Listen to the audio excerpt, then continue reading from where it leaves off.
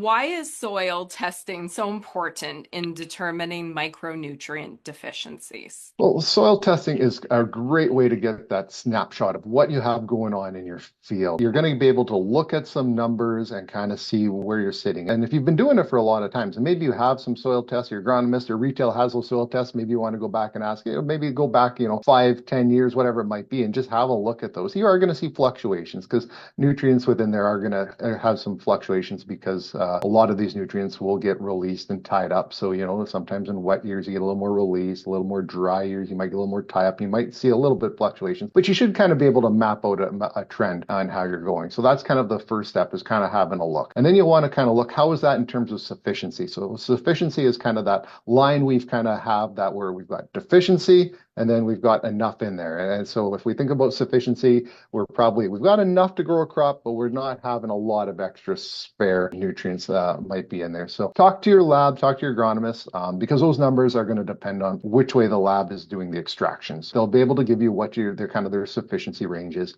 for each of those micronutrients. And from that point, you can kind of start to think about, how do we kind of approach that now? Are we too close to that line where maybe just sufficient, making sure we're monitoring it? We're still doing well, but if you've looked at that trend, we've started to see a little bit of erosion, which would make sense. We tend to see that over time as we take those nutrients off and don't replace them, especially on years if you're taking extra off due to like hay or straw or something along those lines, you might be taking a bit more of those off. Or are we in the deficiency standpoint? And each of those are going to have a bit of a strategy, and that's where that soil test is going to be able to help you, because it's going to give you that direction you want to go. Do we need to go, are we on a maintain plan? Are we on a build plan? Or maybe you're lucky and you don't have to worry about it yet. The numbers are very high, and that could be because you are utilizing other sources. Maybe you're using manures and stuff and returning certain things. So that's where it's definitely not a one size fits all, but the soil test gives you a really good starting point to be able to kind of manage that supplementation as we kind of go forward. And that's going to be a big thing.